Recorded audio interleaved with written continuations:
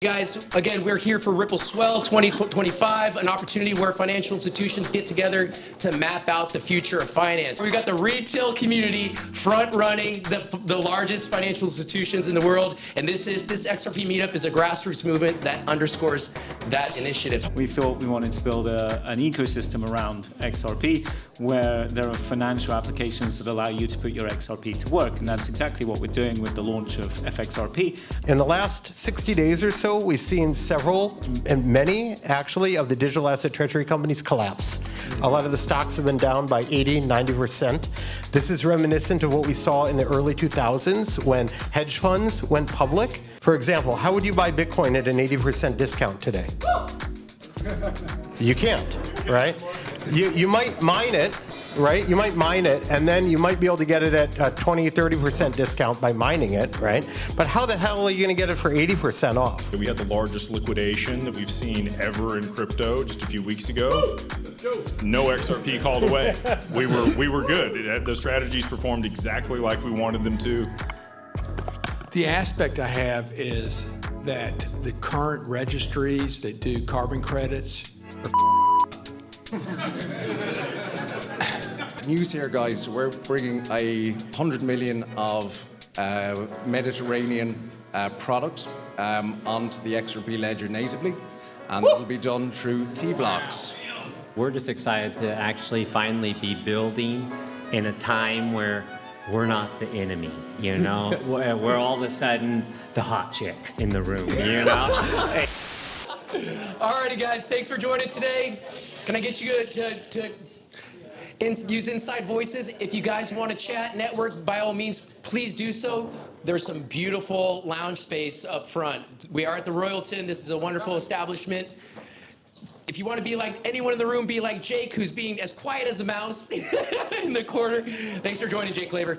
Alrighty, guys. Again, we're here for Ripple Swell 2025, an opportunity where financial institutions get together to map out the future of finance. Some of the heaviest hitters in the room, and some of those heavy hitters are right here in this room. So again, thank you all for coming. The speakers, we got Adam Traidman, the chairman of the advisory board for VivoPower. We've got Hugo Philion, the co-founder of Flare Networks.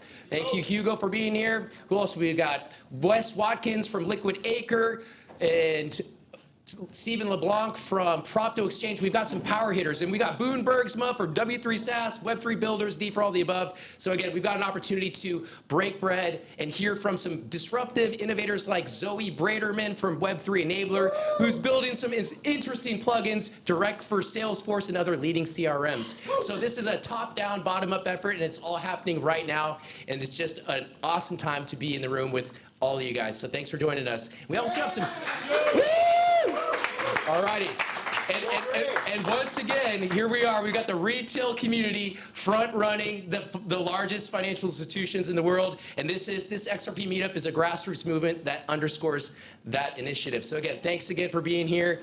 And where's Max Avery? I saw him in the room as well.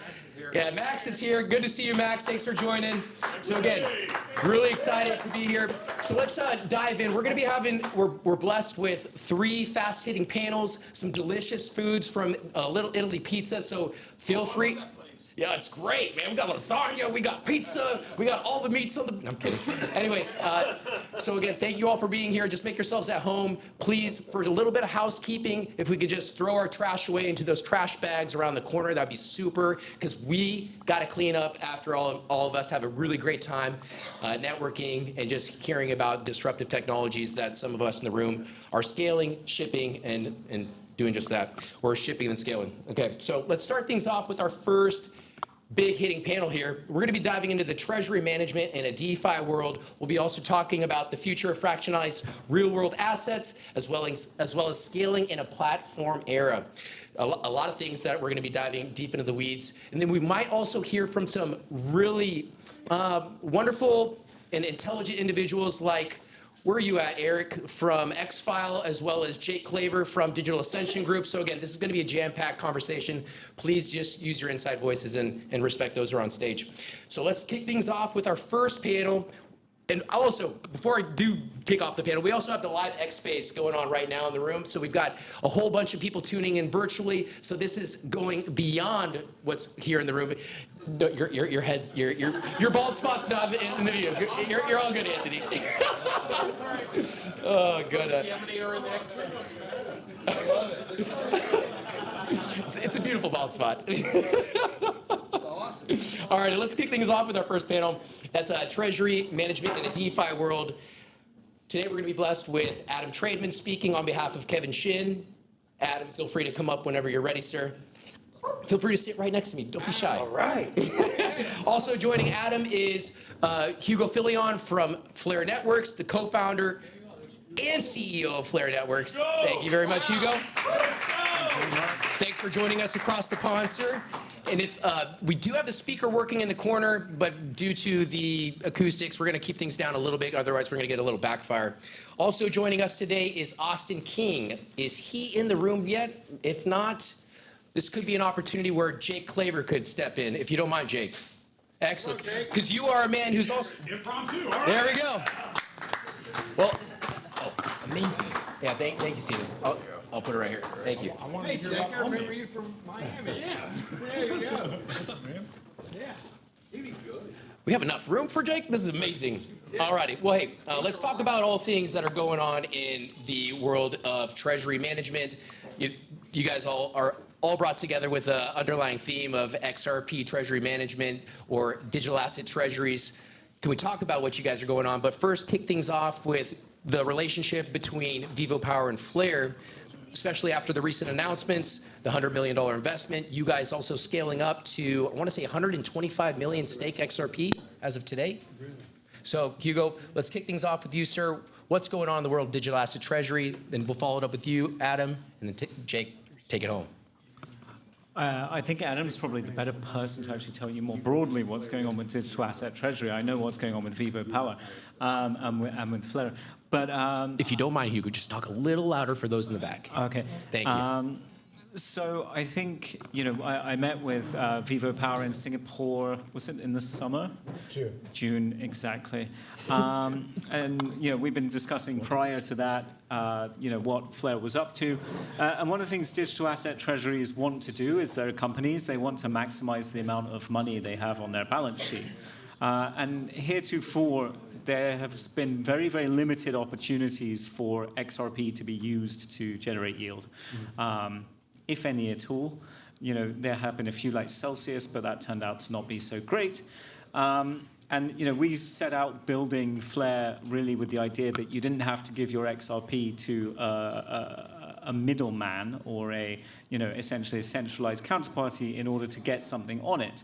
We thought we wanted to build an ecosystem around XRP where there are financial applications that allow you to put your XRP to work. And that's exactly what we're doing with the launch of FXRP. And I think that's why VivoPower, although I don't want to talk to them, approached us.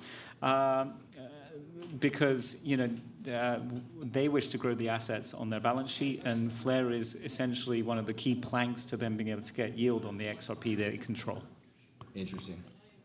Any follow-up? Yeah, thank you, Hugo. So I'm Adam Traidman. I'm the chairman of the advisory board for VivoPower.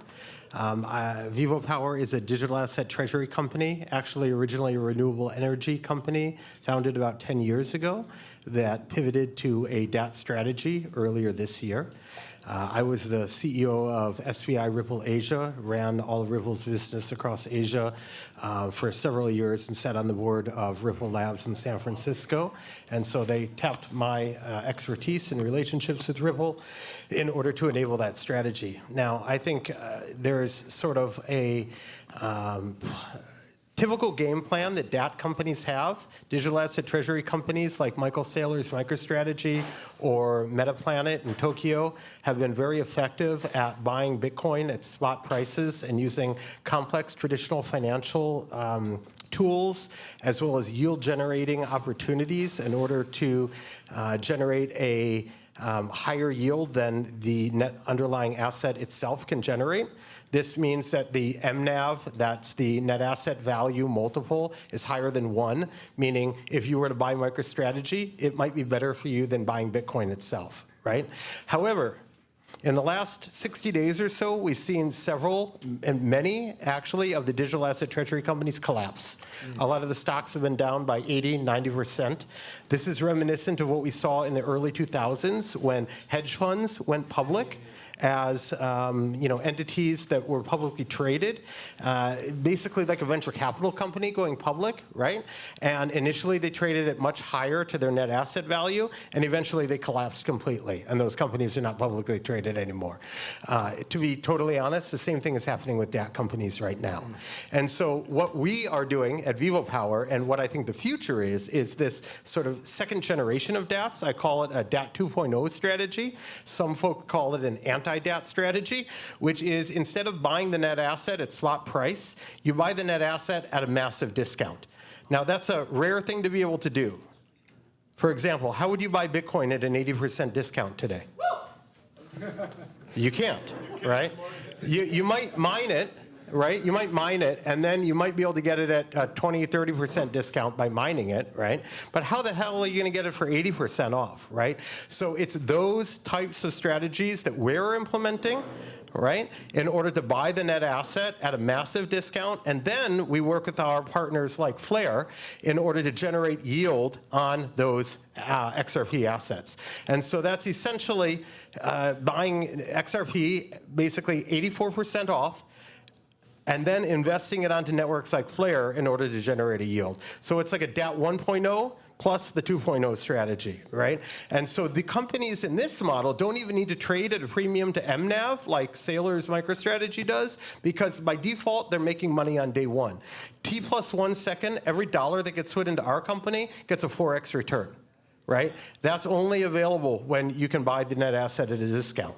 There's 25 million cryptocurrencies on coinmarketcap.com. There's only one that is tied to a private company that is severely undervalued in terms of its share price, and that's XRP because of Ripple, right? And so that's the opportunity that we are taking advantage of. Well said, Adam. Everyone, please give a round of applause. Jake, kicking it over to you, sir. What are your thoughts after scaling up a $300 million XRP fund, sir? So we would be that central counterparty that people would trust. And that's okay. We want to involve DeFi strategies into what we're doing. We've effectively created a staking mechanism for XRP without having smart contract risk, is the way that we've gone about it. And we've done it with institutional partners inside of institutional custody, and it is cumbersome, and there's a lot of moving pieces and counterparts to be able to do that, which being on chain would significantly reduce and compress those costs and provide a lot of benefits. So that's the next iteration of what we're looking to do, is be able to bring DeFi into the institutional ecosystem while still mitigating all those risks that we're concerned about. We want to make sure that we have insurance. We want to make sure that there's oversight. We want to make sure that there's not going to be any bad actors or ways where we have another Celsius or FTX situation. And yeah, it's been wild. There's obviously insatiable appetite for people to be able to generate return on this asset because there's no staking. There's no native way to do it. And any way that you did have in the past has not ended up so well. So we've taken the institutional path. We are an SEC registered RIA. We have close to $1 billion in XRP today under management, and about 300 million of that is in our hedge fund. And the way that we do this is, again, very different because I'm concerned about those risks. So we do pool the asset. I wish that we didn't have to. We're working on SMA models where the asset can stick, right in your account and it never has to leave there. But today, with the infrastructure and the partners that we have, this is the way that it's working. So that should happen, hopefully in the near future, we'll have that SMA strategy rolled out, which is single managed accounts for our clients. But right now, it is aggregated in a pool. We reflect that value off platform, so off exchange settlement. And the assets stay on our side in institutional custody. So we don't have that counterparty risk of having to give the asset to somebody else. We get a line of margin against it. People are willing to underwrite that at about 80%. So, we draw down that line. We only ever trade 40 or 50% of that line of margin. And so there's no chance of the capital being called away. We had the largest liquidation that we've seen ever in crypto just a few weeks ago. No XRP called away. We were good. The strategies performed exactly like we wanted them to. The sub-advisors that we work with have, I would consider prolific track records, 5 and 6 years in the industry, generating somewhere between 20 and 40%. We're not going to get all of that because we're only getting 80% against the XRP, and we're only trading half of that. So we're real happy if we're going to be able to provide somewhere between 6 and 15% for our investors in a completely institutional fashion, mitigating all counterparty risk. The only risk is, the strategy underperforms over a quarter because we play quarterly distributions. That can happen. It probably will happen. But over the year, again, we're looking at that 16 to 15% return for our clients. And we're on track to hit that. So super excited. Well said. Thanks, Jake. Appreciate you, sir. And hopefully by you guys brushing elbows, maybe there's an opportunity for partnership. Please. I just wanted to come back on Jake's point. Well, I think Celsius wasn't organized as a fund. No. It wasn't regulated, but you guys are. Yeah. FTX. Big difference. FTX was meant to be an exchange, but was operating as an unlicensed fund. Yeah. I would say, one thing that Flare really offers is, you will struggle at some point with size constraints in the strategies you can manage. And the more that Flare develops out an on-chain market, the bigger the total size that is available to deploy XRP in like all types of strategies happens. Yeah. Do you mind on that topic, when discussing strategies, what's your day one priority when launching a corporate treasury? I guess, they want the lowest risk that they can take because they have a fiduciary duty. For my mind, probably staking through Firelight on Flare is probably the lowest risk attainable.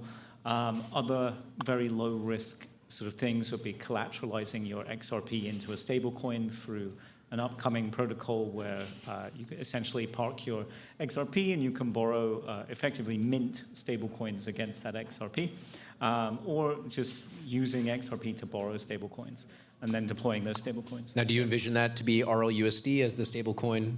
Well, I couldn't possibly say that. So as you may or may not know, RLUSD is not currently on Flare, with hopefully an emphasis on the currently. Well said. Thank you.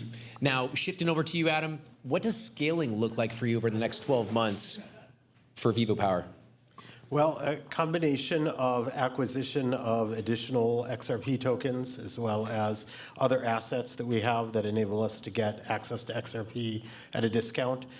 We just recently launched what's called an ATM, which is a public company transaction structure to allow us to raise money and have about $500 million coming into the pipeline over the next few months, probably closing before the end of the year. So we're rapidly growing.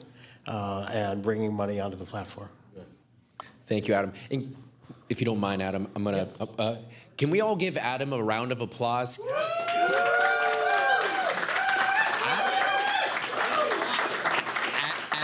Adam is a rock star. He's here today after being T-boned in his McLaren just this week. Oh man, it was a crazy image that he sent me. So Adam, just thank you very much for joining today and being present at Ripple Swell. Of course, the show must go on. The show must go on. Are you not entertained?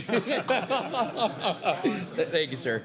Now, shifting back over to you, Hugo, what KPIs are you tracking and what do you think others are missing in regards to DATs or generating yield? Yeah, I mean, my head is entirely in how to generate yield. Mm-hmm. Right? That's all we do as a team, other than build the protocols and market Flare. But, tell people about it and build tools about, that allows you to get your XRP onto Flare easily. Look, the biggest KPI for me is that the XRP community is not largely familiar with DeFi in the same way that others are. Bridging your XRP to Flare is a pain in the ass. You have to get a wallet. You have to, get another wallet that you've never used before. You have to go to a website. You have to go to a bridging site. You have to make a anyway, that's all very well and good. our KPIs are how do we get people into Flare and able to use their XRP with the least possible friction. One way of doing that is to go to people like VivoPower, who are essentially accumulating XRP and have large chunks of it. Another way is to go to exchanges, because they control a lot of people's XRP on behalf of them and offer them effectively a way to get yield on the XRP that they control. And probably the most interesting way for the community here is what we call smart accounts. It's an integration with Zaman that will allow you to never leave the XRP ledger. You will be able to control the XRP on Flare directly from your Zaman wallet by making transactions on the XRP ledger and only on the XRP ledger. And this is critical for onboarding the vast mass of people that hold XRP. Any follow-up, Jake? I think that's great. Would you have any interest in a fund vehicle? I'm just saying. Put them on the spot.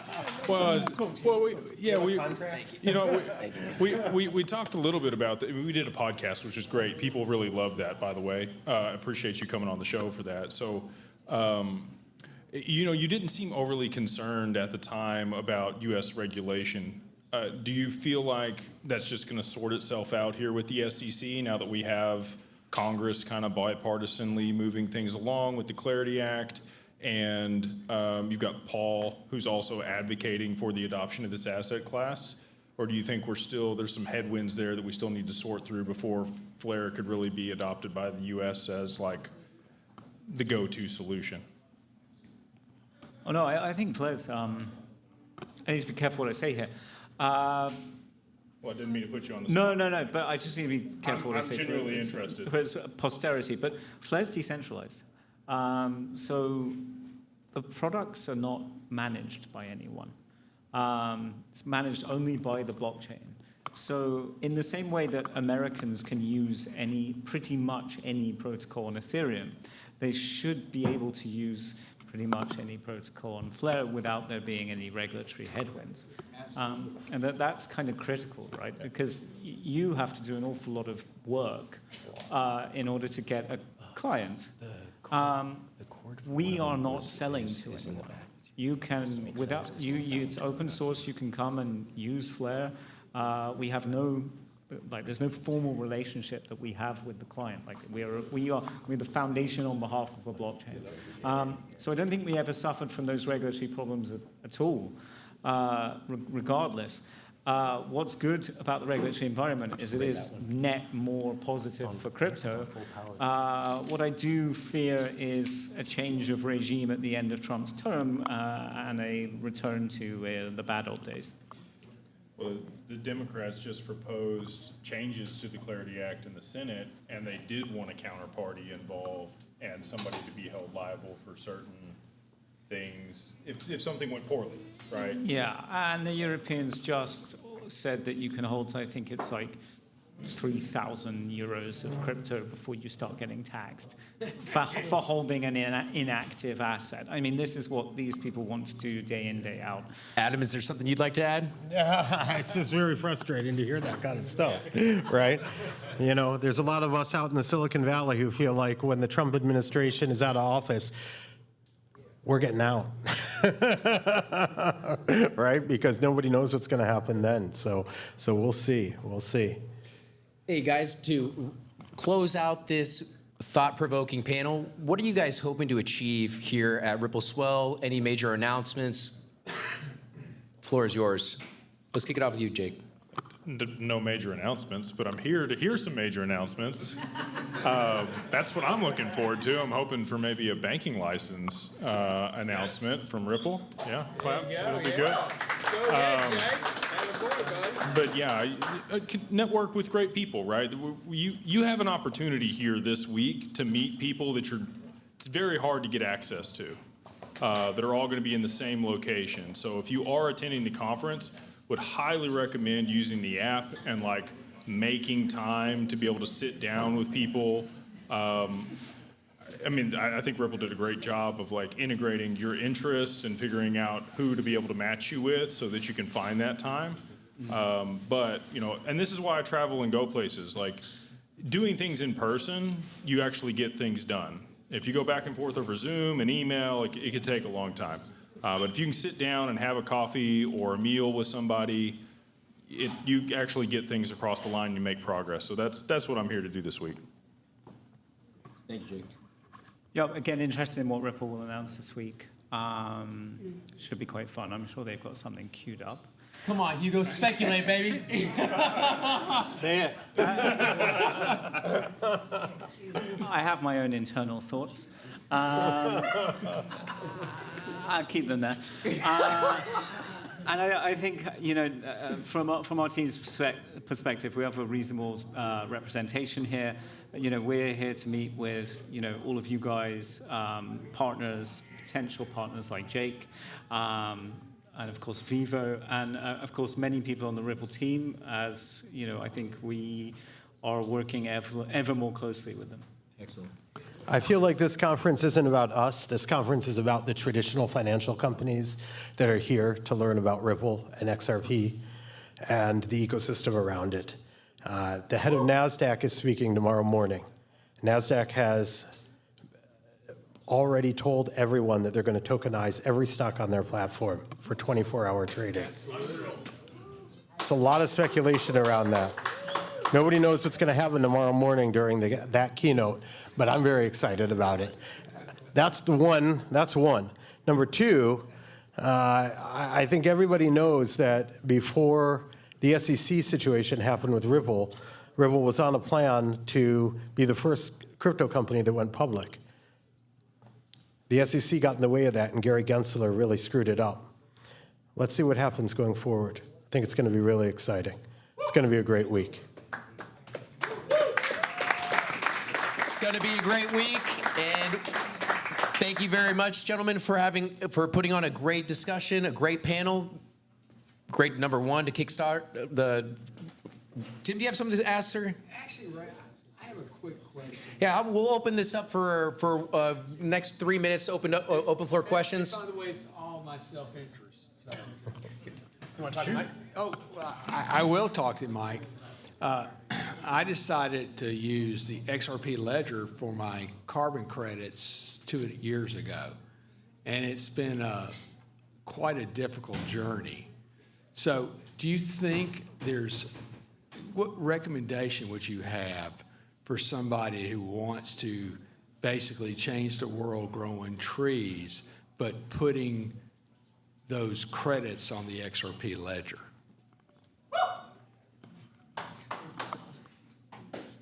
Which aspect did you have difficulty with?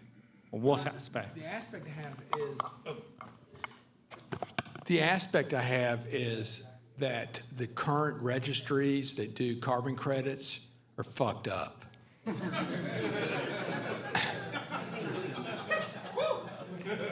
I mean, I'm from Alabama, okay? Tell us the truth. Yeah.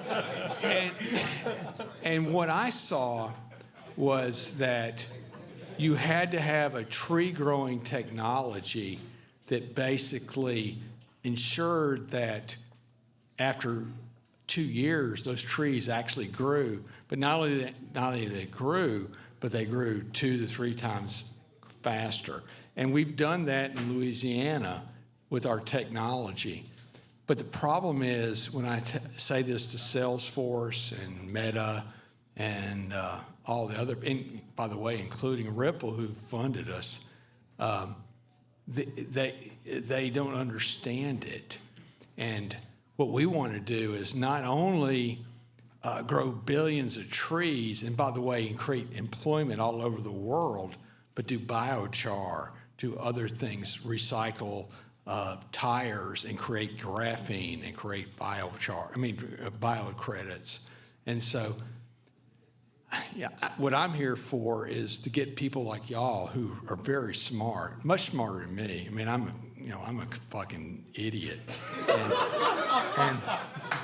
and basically, but Jake, you met me, You're good people, man. Yeah, and so in doing this, and by the way, I'm having so much fun. I mean, I give up the mic, but that said, but I will. But what I'm looking for is that kind of advice from people that really know this business. So thank you.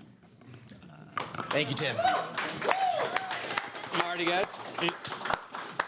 Is the end game to trade the carbon credits and have liquidity for the carbon credits so that people buy them and it generates revenue? And We can do that, but the problem with that is that it's a security in Europe.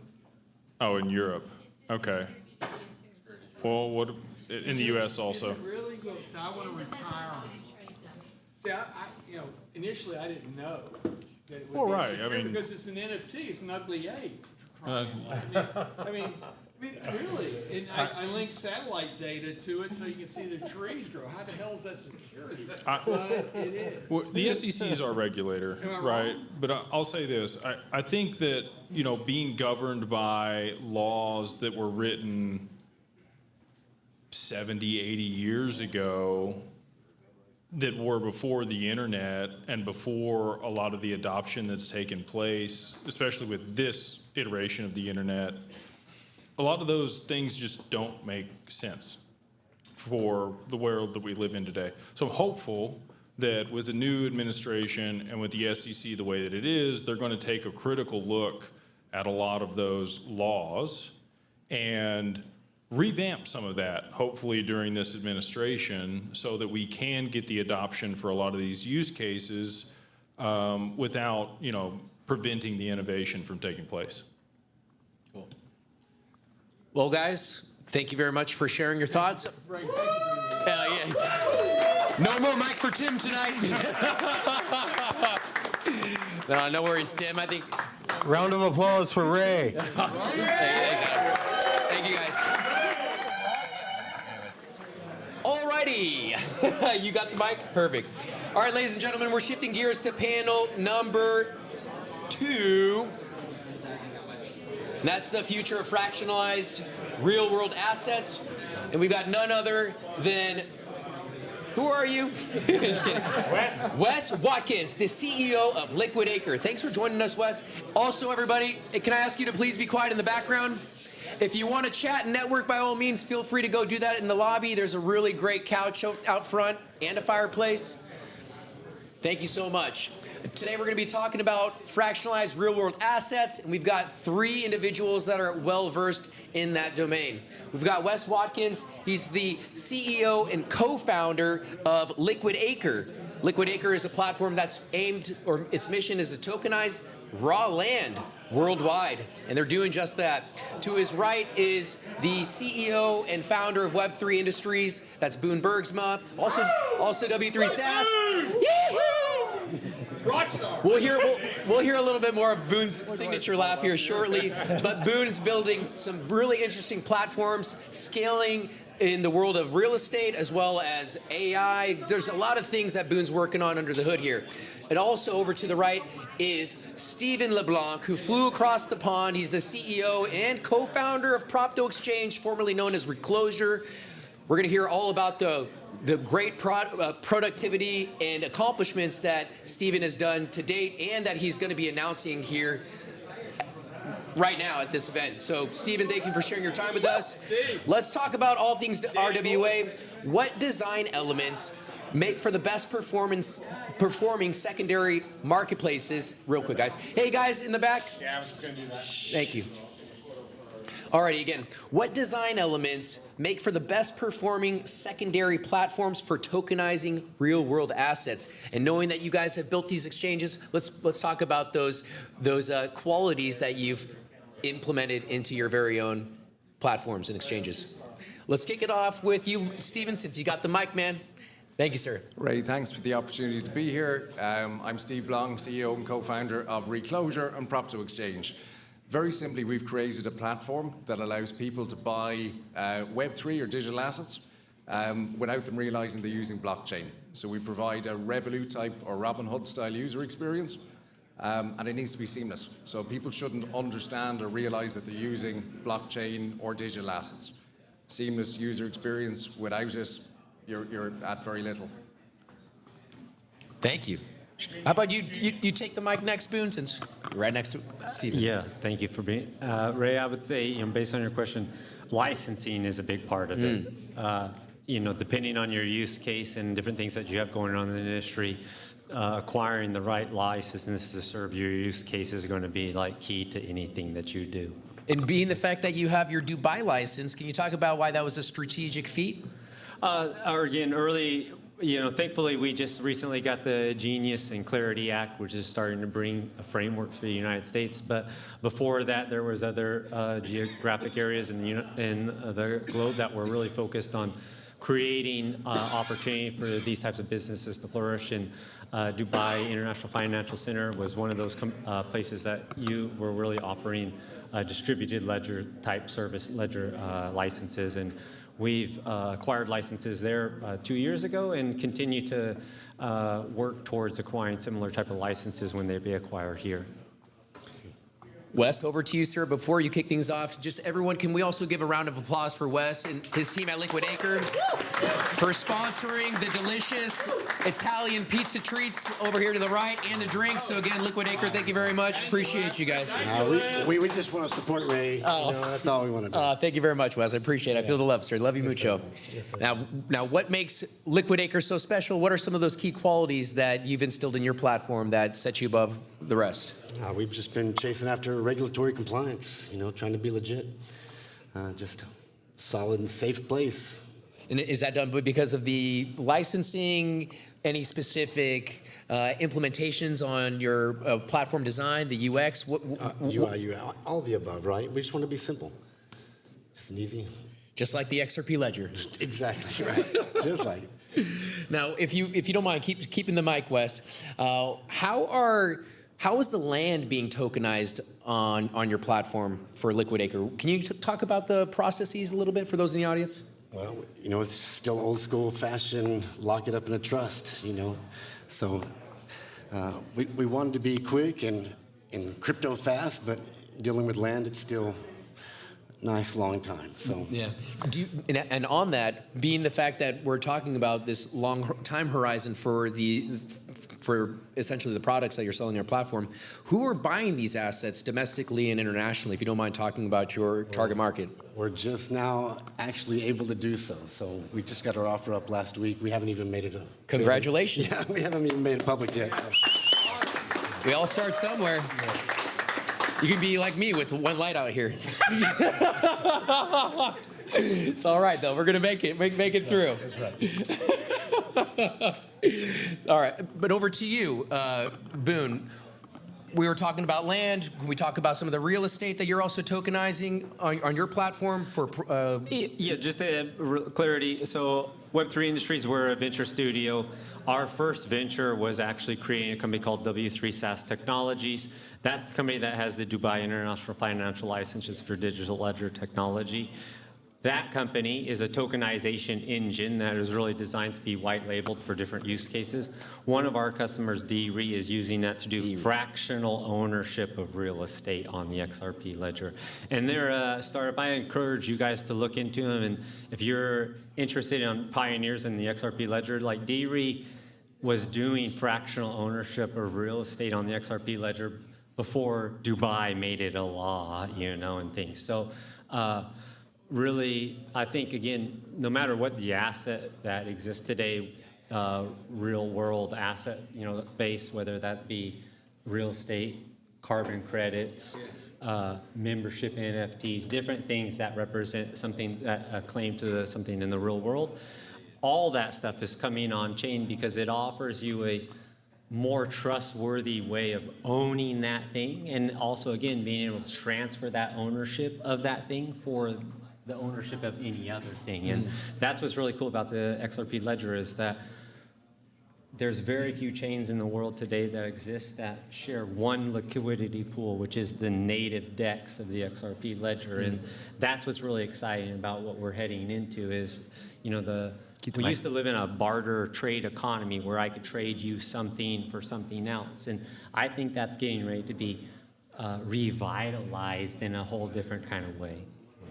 Excellent. Over to you, Stephen. I was going to shy away from regulation, and everyone else brought it up, but it's probably the most important part of tokenization. So we spent the last 2.5 years putting the full regulatory and licensing suite in place so we can trade in the EU. So we're Ireland's first entrant into the EU blockchain sandbox. We worked with ESMA, and we have a full licensing suite in place, so including MiFID, investment brokerage, partners with, so we're a Ripple scale firm, and we've partnered with Ripple Palisade Custody, now Ripple Custody. So licensing is the #1 and most important element to get right. Is now a proper time for you to unveil some of those major announcements that you've been itching to share? Very much so. We can go into a little bit. So we're an infrastructure provider, and we've some of our partners here in this room. So at the back of the room on our left, we've 3 amazing fund managers, Annie, Henry, and Rodina. So of Alpha. Thanks for joining. So news here, guys. So we're bringing 100 million of Mediterranean products onto the XRP ledger natively, and that'll be done through T-blocks. So at the front of the room here, we have the CEO and co-founder of Estate Guru. Estate Guru is Europe's largest crowdfunding platform for real estate-based private credit. They have 165,000 active users. What we're trying to do is different. We're not going after Web3 users. We're trying to bring Web2 users into Web3 without them knowing they're here. So we're partnering with the crowdfunding platforms, one of the big 4 and one of the Fortune 500 real estate firms, because we believe that that's where the market is. If we can bring people onto into blockchain without them knowing we're here, we now have real use case. We've real adoption of the XRP ledger, and we love the XRP ledger for what it is. So what we've built very seamlessly is a peer-to-peer trading environment natively on the DEX. Congratulations, Stephen. You know, while you're talking about, is the everyday person going to realize that they're interacting with blockchain and all that fun stuff? Having interacted with the DRE platform and purchasing some of that tokenized real-world assets or the fractionalized properties like you mentioned, I didn't know that I was dealing with blockchain when minting my signature through your systems, Boone. Do you mind talking about that process and how seamless that you've made it, and why you've also NFT'd the signatures in some of these moments or pieces in the transaction process or the signing documents? This is your domain, Boone. Thank you. Please share with the audience. Yeah, I think, again, like, we're also integrated in this space, that right now we're talking about blockchain networks and stuff like that. But again, when we're talking about mainstream adoption in this thing, when you log into Facebook or Instagram, you don't say like, I want to use Google Cloud or I want to use AWS. It's just streamlined. You just get in there. And I think that's where we're actually kind of heading right now is we've been in this space where you've had to work really hard to understand the industry, to be involved, and you've had to do these things. And with our technology, W3 SaaS, we've tried to, again, like streamline registration to just create an account for you on the network that you're using and things like that. Like, you don't need to bring your own wallet and remember your seed phrase. And we also work with Palisade for MPC wallets, and they're a great provider and stuff. And so I think what we're getting ready to head to, again, is like the apps that you're already using today, you're just going to log in one day and a new terms and conditions will pop up. You won't read it. You'll click OK. And now you'll have a multi-chain digital wallet. And you'll be able to start doing things again in that application. And it won't matter if you're on the XRP ledger, which I love and believe in. And again, some of the things I told about the DEX being native to the ledger, all these things are great benefits of the ledger that will make it be one of the top chains in the future. But pretty soon we'll get to the thing where it won't matter. You won't talk about the chain that you're on. It will just be you're using the thing. You're able to trade assets in a trustworthy way, knowing that you're getting the same thing back. you're just buying that piece of land that you've been, your dream land on LiquidAcre's platform, and then you're selling it on the Propto exchange and getting into the weeds on the document implementation on W3 SaaSes. Man, you guys could create your own super app for RWA tokenization.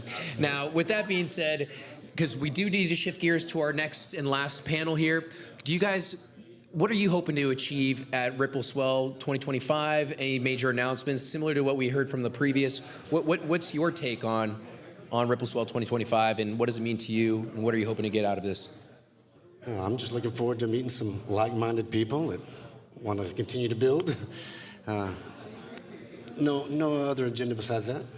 And that's a great reason, and you're doing that right now. So thank you very much, Wes. Over to you, Boone. Again, I agree with Wes. I think that XRP Ledger events honestly bring out some of the most awesome people that you can ever meet in this industry. I go to different events, and sometimes there's really polarizing crowds, and I think that if you come to an XRP Ledger event, you are going to meet some of the most amazing people across the spectrum. And so I love that. I love connecting. I know Wes and Steve from other events, and so again, just meeting friends and family that we've been building. And I would say again, like, I think that personally we're here because Ripple, we really want to work with you with your RLUSD on and off ramps. And we're just here to again show up and let Ripple know, like, we've been here, we've been building, and we really believe in this technology, and we'll continue to be here. That's right. Love us mucho, Ripple. That's what. Over to you, Stephen. How do you follow that? Talking actually of people that can't be here, a lot of people might know of Free Pay, so Farhan and Nabil, very big shout out to the guys. Small little announcement, we've built a financial inclusion app that incorporates Free Pay, Zaman Wallet, and Propto, which will combine exclusivity and usability of wallet integration. So that's a financial inclusion app which will drop early in Q1 of next year. And big shout out to Farhan and Nabil who can't be here. That's awesome. So we're going to see a new app in Zaman's wallet, on the Zaman app, is what you're saying? Correct. Yeah. Wow. So, and again, it's to simplify the user experience of current wallet integrations. My parents should be able to use digital assets without knowing that the wallet is there. So it's full Web 2 usability, trying to make Web 3 accessible for everybody. Excellent. Kudos to you, and kudos to your mom. Ray, I gotta have a question. No, Jim. All right, Jim. The mic's yours. A quick one. Palisades and security. Do you feel confident that they're going to be able to put it together? 100%. Yeah, because they just be. I don't even know if I can say it, so I won't say it. We want Ripple to love us mucho. All right, guys. I believe. All right, thank you guys. Let's give a round of applause for panel number 2. All righty, ladies and gentlemen, we've got panel number 3 up on deck here. Panel number 3, we are missing Austin King, the co-founder of Nomina, but I was going to bring up Tim Dugan because this guy sure does have a lot to say, but we'll just leave him in the back there. All righty, you guys all know Boone Bergsma in the center here. We've got the head of growth at Flare Networks. This is Max Luck, who flew across the pond to join us, so please pay attention to what this man has to say. He's brilliant. And then we've got Zoe Braiterman, the co-founder of Web3 Enabler. As mentioned earlier in the conversation, she's built some interesting plugins that allow everyday businesses who use Salesforce and other leading CRMs to tap into the world of Web3 and the crypto rails that her and her team have built at Web3 Enabler. So again, Zoe is has a deep understanding of where the world's going, and also just how to build these AI-empowered DLT Web3 solutions. So again, she's a gem. By all means, please ask her some questions after this panel. But let me ask some questions. What is your focus, Zoe, and we'll kick it off with you, when growing a customer base? What do you think tends to break first? an example? Are we talking about permissions, data pipelines, customer support, the culture? What do you think's the most fragile when building solutions to accommodate worldwide customer base?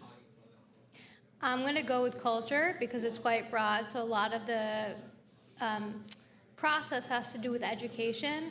So going against fear of trying to learn something horribly new and having them recognize how simple it can be if you're just integrating with the platforms with which they're familiar.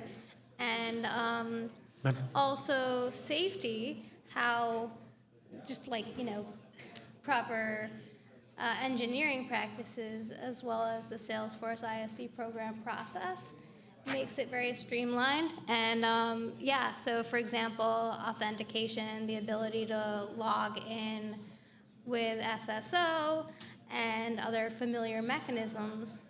And it's really not that hard. I mean, we've branded ourselves in the past as the most boring company in crypto for good reason.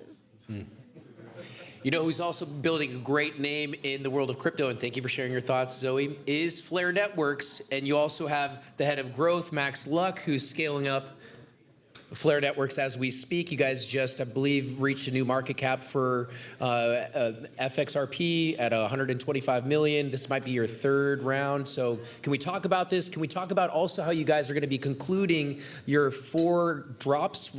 You have 4 drops remaining until February, and they're all done. I believe when I interviewed Hugo Philion in Singapore, he said it's going to be a lot harder to get your hands on Flare come February of 2026. Let's talk about Flare. What are you guys doing to scale up? And what's your priorities? What's your focus? I mean, so within a growth role, and when you're speaking on behalf of a blockchain, your number one priority is to facilitate the adoption through applications that launch on the network. So I'm often speaking with various different dApps, like especially at the beginning of conversations, and asking them how they plan to make that user journey as simple as possible. A lot of it comes down to how easily can they grasp the solution, how accessible it is globally within different jurisdictions, and then how easily they can kind of reach the end result that they want to get to. The technology that we have today in blockchain isn't necessarily super simple. I think I speak on behalf of a lot of people in that way. What I've been working on is trying to figure out how we abstract away that complexity, maintaining security and a robust build for the end users so that they can get to the products that they want to get to. It's like when you go to the ATM, you don't necessarily want to have to go through a huge process. You just want to literally click a button, take out your cash, and go and make the purchase. That's what I'm trying to achieve with all the dApps that we have on Flare. But at the same time, how do we put in place the institution-grade mechanisms, the ways that we can keep the end customers safe? That's what I'm trying to achieve through the applications that launch on Flare. So. Kudos to you, Max. I think our focus is financial freedom, so however Flare can get us there, by all means, make it work. Thank you very much, sir. Now, shifting over to you, Boone. When we're talking about integrations, you mentioned you aspire to have Ripple onboard you or open up the on and off ramps for RLUSD. How do you believe, or in what ways do you think prioritizing those on and off ramps are going to impact your business model? Why focus on stablecoins? Why not focus on other avenues within scaling your platforms? I mean, why does stablecoins need to be such a prominent a mission for you? Yeah, thank you. That's a good question. I think primarily, again, the Genius Act is the main driving force behind that. So for the first time ever in United States history, we have regulations on how to custody and use a type of digital asset, which is currency in a stablecoin format. And really the next kind of thing that is going to happen again is what we were talking about earlier, where you just have a digital wallet in the same applications that you're using today. And I think the ability to go in and out of these stable coins is going to be a major driver of your success as an application in the future. And as W3 SaaS, again, our main mission is providing infrastructure for SMEs to issue RWAs. And we know that as an issuer of RWAs, you're also going to need a way to transact with those. And we want to work with the most trustworthy stablecoin providing on and off ramp solutions to be able to bring that to our customers and their users. Zoe, any thoughts on your end? We're talking about the success of entrepreneurs and businesses. You're building resources and solutions that empower those businesses seamlessly. Do you recommend for businesses to tap into the Web3 solutions through a CRM like you're building, or to go rogue and build something internal themselves without having to use the solutions? I mean, what are the basics that you think these new businesses and entrepreneurs need to know in order to succeed? I know there's a lot to unpack there, but how about with this? Low-hanging fruit, what do you think is a good starting point for these entrepreneurs and business owners when considering to adopt these Web3 rails and solutions? What are the basics that you think? I mean, obviously, many of us are here are pros in the room, but for those in the audience and those that are tuning in through the X Space, what are some good starting points? I think one aspect is the opportunity for increased speed of transaction, no waiting around for no good reason, given that this technology exists. I think that's typically the first thing that one would want to say. Max, what about you? It just comes down to simplicity for me. Like, how easily can things be accessed? How easily can the end consumers reach their goals? And I think that's anything that you can do in that process to facilitate that. You know, Hugo mentioned earlier about smart accounts. That's something that's really, I think, going to be very powerful, unlocking the ability for users on the XRPL to be able to control things on other chains. You know, there was one thing that we didn't talk about with Hugo, though, because I do use a decent hardware wallet. I saw, and you guys aren't the only one in the space. You got Doppler Finance, who's allowing or generating or empowering their users to generate yield on their XRP. And the reason why I bring up Doppler Finance is because that dApp was easily and readily available within the decent hardware wallet. How do you guys compare to Doppler Finance? Do you aspire to make those dApps as seamless as them? Have you already? Are you pursuing partnerships with the decent hardware wallets of the world to make it as seamless? I'm not trying to put you on the spot against Doppler Finance. It was just, it stuck out to me like a sore thumb. Like, where's Firelight in the decent hardware wallet? Yeah, that's a great question. And yes is the answer. Obviously, obviously, we're speaking with a number of different wallets. What we're trying to do is understand their problems and understand how we can solve them for them. One of the things I would say is I do a lot of reading. I like to understand how things work. I was in the markets in 2005 to 2008, and I watched kind of how you had a lot of centralized financial operations from various different institutions. I was a little bit disheartened when I saw some of the fallout in 2022-ish with a lot of the kind of centralized financial institutions. One of the reasons why I joined Flare was that it's all done on chain.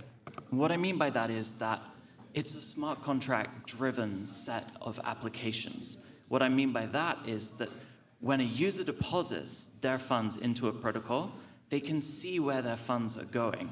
One of the issues when you deposit to a centralized exchange or to a vault where it may be put onto a centralized exchange is you no longer have visibility over where your funds are going. They could be trading them, they could be doing all sorts of leverage plays.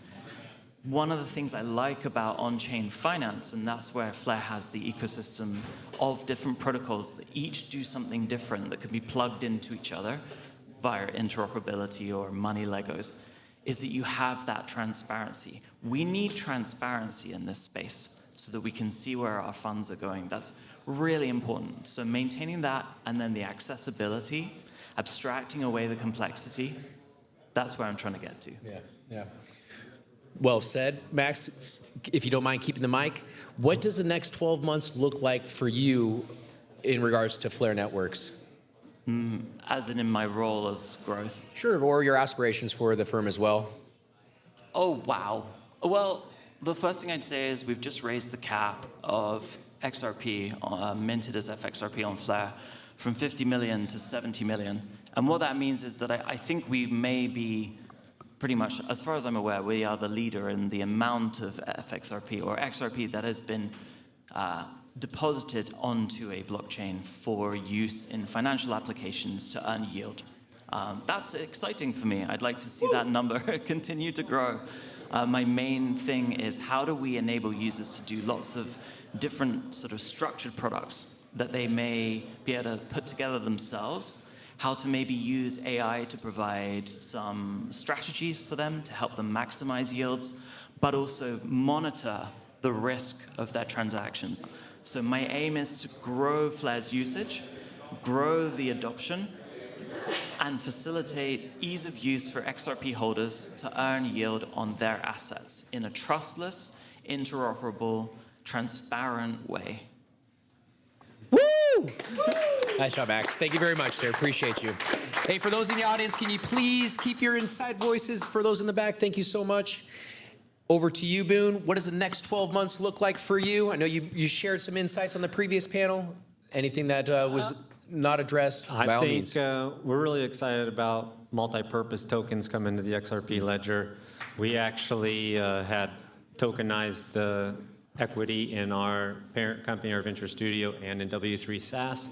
And now, because MPTs are available, we're thinking about actually relaunching and burning the FTs that we did, because we want to be at the forefront of really leveraging the advancements that the XRP offers. So I think, honestly, again, there's just so many cool things happening in this ecosystem. Flare, all these different things are really bringing value to what this network provides. And I think the regulatory clarity and environment, we're just excited to actually finally be building in a time where we're not the enemy, we're all of a sudden the hot chick in the room, And I think that, for a long time, it's been a struggle to prove we're trying to do something worthwhile. And now with regulations, it's clear that this industry is gonna be here, and it's coming fast. For those in the audience, if you see those white papers that are in the frame with the QR codes, those are NFTs that were built by Boone and his team to support my brand. One of those NFTs was the XRP community survey, which got empowered some of you guys with 5 more tickets for our raffle that we're going to be doing at the end of the night for XRP. Also, there's a $1,000 coupon, savings coupon that can be applied to any of my services or select services. But again, Boone, thanks for unlocking that value for me and the opportunity to provide some of these members with some wonderful savings and to be able to tap into some cutting-edge Web3 rails. So thank you, sir. Appreciate it. Over to you, Zoe. What does the next 12 months look like for you as you're scaling up Web3 enabler? Are there any opportunities or obstacles that are keeping you up at night? Well, hey, guys in the back, please be quiet. Thank you. So integration with more Salesforce services. So for example, continuing to expand upon our MVP of Salesforce for Financial Services Cloud. And that really is an opportunity to reach a more diverse set of investors and bring digital asset investing alongside more traditional investing to Main Street financial firms in that familiar UI. And also revenue cloud integrations, commerce cloud integrations, see how else we might be able to integrate Agentforce, which is Salesforce agentic AI. And if you go a couple blocks away and you go to the Salesforce tower, you see that heavily promoted for good reason. It's huge. This is really the future. Bringing blockchain trust to that, that's where we're at. Yeah, that's where we're at. Thank you very much. And Zoe, if you don't mind, you know, you were the only woman woman speaker on the panel today. Yes, we need more. Yeah, do you mind talking about your perspective on being a woman builder in this space and being underrepresented in some capacity? Is there things that stuck out to you? Any learning lessons, things that you'd like to share for those in the audience who would aspire to follow your footsteps? So being a minority of any sort, just like building community is If you can so talk in the mic, important. please. Yes, building community is so important. Having a community, having leaders like Ray bring me in and, you know, give me credit, which is, you know, not necessary, but super nice always. Just be brave. If you're passionate about something, go for it. Don't care about who's in the room around you. Just look past that. If you're passionate about it, build it. It needs to be built. If you build it, they come. Yes. Awesome. Let's give a round of applause for our third panel. Max, thanks for joining. Thank you. Alrighty, ladies and gentlemen, we just wrapped up 3 thought-provoking and interesting panels, but I want to make sure that we conclude this event with another very much needed conversation. We've got Eric Henry, the co-founder of XFile, also Chainaro, which is a product under XFile. These guys are scam fighters. They are protecting the XRP ledger, but most importantly, us investors, they're able to track scams and predict scams before they even occur based on their models that they've been building. Eric, do you mind sharing with those in the audience what you're building and what to look out for from a scam perspective? Sure, thank you, Ray. As Ray mentioned, my name's Eric Henry. I'm a former intelligence officer for the U.S. government. For our XFIL, we've been building Chainera. It's a platform that focuses on-chain and off-chain data. A lot of times, companies look on, you know, blockchain activity to identify scams, and it's very difficult. So what we do is we take on-chain data and off-chain data and identify the infrastructure before it's launched. So maybe domains, user activity when it comes to email addresses, IP addresses, and then we put that together in a package and then report that to either authorities or other institutions that would be interested in that chain. So right now we're focused on XRPL. We have on our roadmap to launch on Stellar and Flare, as well as help stop and disrupt illicit activity. And so what do we mean by that? Well, we want to stop. We want to stop the movement of funds that will fund either child trafficking, money laundering, as well as any type of activity that's deemed bad to the U.S. government or our Five Eye partners.